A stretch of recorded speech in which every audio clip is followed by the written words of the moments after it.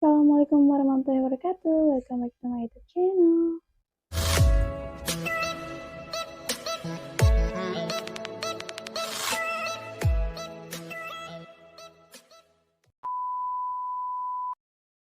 Oke guys, jadi di video kali ini aku mau nge-share ke kalian dari pengalaman aku, syarat-syarat menjadi ART. Jadi sebelum nonton video ini, lebih baiknya kalian nonton video sebelumnya ini. Nah, jadi ini aku mau nge-share ke kalian syarat-syaratnya. Kalau nih aku jelasin dulu ya karena ini aku mau ngejelasin syarat-syarat kalau masuk melalui PT atau yayasan. Nah, aku cuma memberikan syarat untuk kedua itu karena nggak jauh beda gitu guys, syaratnya sama aja. Kalau syarat melalui penyalur udah aku jelasin di video sebelumnya, itu terkadang nggak ribet, bener-bener nggak ribet. Kadang pun identitas pun nggak diminta gitu ya. Aku jelasin lagi sekali lagi, kalau penyalur itu nggak ribet ya, dari identitas nggak, kadang pun nggak diminta gitu, tergantung majikan juga kadang nggak diminta tuh guys. Oke, paham ya? Aku hanya menjelaskan dari kedua ini karena sama aja ya guys, benar-benar sama aja karena kan kedua itu lembaga, jadi eh bertanggung jawab gitu akan yang disalurkannya gitu, jadi nggak bener-bener harus bener-bener gitu, nggak abal-abal, nggak yang asal-asalan gitu, karena punya peraturan, nggak kayak wih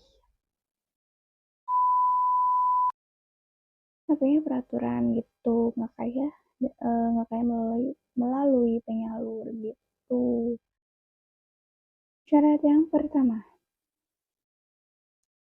yaitu pastinya umur. Umur itu minimal 16 tahun ataupun yang penting udah punya kartu identitas atau KTP. Itu yang pertama ya. Kalian sambil disimak nih, udah mencakup belum dengan persyaratan ini? Yang kedua, pastinya kalian lagi sehat ya. Sehat gitu, nggak lagi sakit gitu. Karena kalau lagi sakit repot, nggak mungkin bisa kerja. Yang ketiga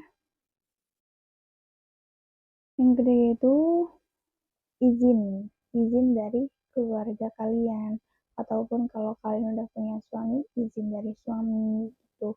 Harus benar-benar ada izin gitu. Bahkan ada dari salah satu PT yang meminta persyaratannya itu diantaranya surat izin keluarga guys. Itu jadi benar-benar nggak kabur ataupun apa lagi dicari-cari orang gitu. Tadi yang ketiga izinnya. Yang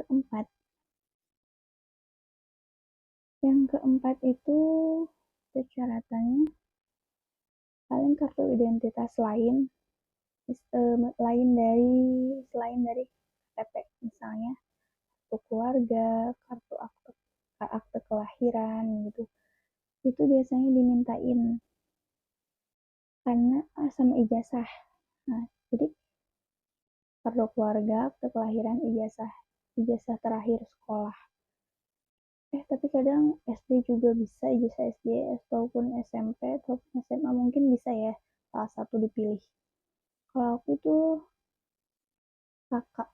Jadi di tiga itu antara akte, kakak, ijazah itu pilih salah satu aja karena itu yang dimintain tuh aslinya. Ya, aslinya. Jadi kayak kartu keluarga aslinya atau akte kelahiran aslinya atau ijazah aslinya. Jadi bukan fotokopinya. Tapi nggak tahu ya kalau di PT lain. Ini sesuai pengalaman aku, itu diminta aslinya. kembaliin nggak? Pasti dikembaliin ya guys kalau udah sesuai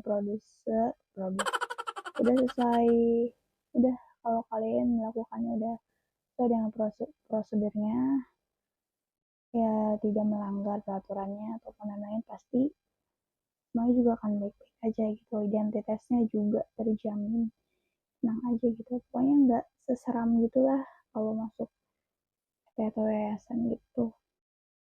Udah cuma 4 aja guys, itu menurut aku cuma 4 aja sih prasyarat. hmm, Kalau untuk skill atau pengalaman kadang kan banyak, kayak ada yang bilang nggak berpengalaman ataupun apa, itu nggak jadi masalah ya guys, karena kalau kalau kita nggak pengalaman terus kita nggak nyoba, mana mana mungkin kita punya pengalaman gitu, itu nggak bermasalah. Dari PT atau yayasan itu masih menerima dan akan selalu menerima gitu untuk pemula, hanya dibedakannya itu dari gaji. Gaji pemula dan gaji yang udah berpengalaman itu beda. Tentunya kalau dapat pengalaman tuh lebih besar ya guys. Kalau yang pemula tuh ya namanya juga pemula sambil belajar, jadi masih gaji yang rendah tapi sesuai dengan di PT itu. Jadi nggak kayak gaji yang mentang-mentang pemula gajinya kayak yang lewat penyalur, enggak dong, beda ya. Maupun pemula, tapi kalau lewat dari PT ataupun yayasan gajinya pokoknya sesuai itu. Sekalian aja deh saya pengalaman aku waktu itu masuk di PT ini. Nah, aku masuk di PT itu ataupun yayasan ini, aku masuk di kedua itu. Jadi gini guys ya, pas kita datang kita di apa tuh, ditanya-tanya gitu sama sama timnya, tanya-tanya kalau mulai PT ya, dan kalau mulai yayasan tuh ditanya-tanya ya sama pemiliknya. Nah kalau gitu itu pokoknya ditanya-tanya gimana, eh, sebelumnya kerja di mana, gajinya berapa, gaji terakhirnya. Dan kalau ditanya gaji terakhir tuh jangan gaji kecil ya, kalau bisa tuh minimal kalian bilang gaji 2 juta, karena pasti patokannya tuh pasti gaji terakhir. Kalian pasti akan dikasih gaji terakhir paling di atas sedikit gaji terakhir kalian gitu. Terus setelah ditanya gaji terakhir, ditanya bisa masak gak atau gimana, pengalaman atau gimana, tanya-tanya gitu jujur aja sih kalau di situ misalnya baru kerja ya nggak apa-apa. Terus udah gitu setelah ditanya-tanya kita istirahat mungkin di tempat itu, terus timnya tuh menyalurkan kita, jadi kita itu setelah ditanya-tanya di foto dulu, di foto ya, gimana sih foto kayak tegak gitu, terus nanti jelasin nanti di situ.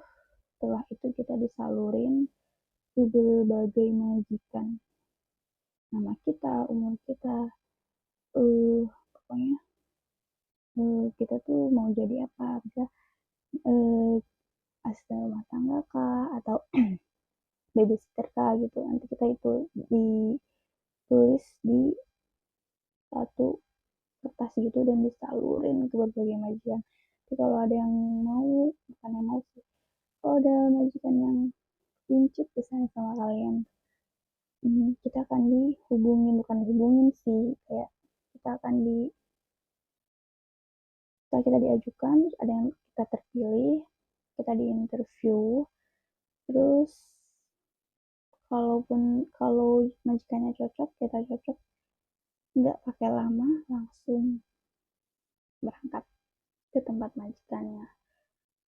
Nah di situ tuh ya, sebelum ke situ tuh pas ditanya-tanya itu sistemnya itu gini ya guys, apa ngasih penjelasan kalau di sini tuh ada peraturan gitu, minimal kan ini sistemnya kontrak ya kerjanya, jadi betah nggak betah harus dibetahin selama 6 bulan tuh, jadi ada enak dan gak enaknya, walaupun gaji besar tapi ya ada gitunya guys pasti. Terus minimal kontrak 6 bulan harus ditahan maupun nggak betah, karena kalau nggak betah uang lagi hilang. bukan hilang sih, pasti ada potongan-potongan gitu. Terus setelah itu tapi enaknya nanti ada kenaikan gaji di 4 bulan, di bulan keempat gitu. Terus ada juga yang kayak deposit gitu, di gaji kita ditahan sebulan, misal nanti di bulan kedua baru dikasih ke kita gitu lah guys. Ada enak dan gak enaknya. Gaji besar juga ada gak enaknya, walaupun gaji kecil juga tapi ada enaknya gitu. Ya pengalaman aku gitu aja sih. Menurut aku dikit maupun melalui PT, yayasan, ataupun penyalur itu kembali ke kitanya lagi, kembali ke niat kitanya lagi. Mau serumit apapun, ya namanya juga perjuangan, kita jalanin aja, semangat aja, yang penting niat kita baik gitu, insya Allah hasilnya pasti baik kok. Semangat ya untuk kalian. Nah, semoga info ini membantu. Terima kasih yang udah nonton. Jangan lupa di like, komen, dan subscribe.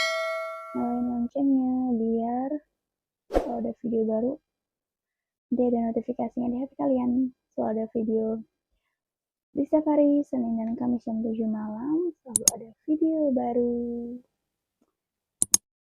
Oke guys, terima kasih yang udah nonton. Kalau yang mau request boleh tinggal komen aja, dan kalau yang mau tanya-tanya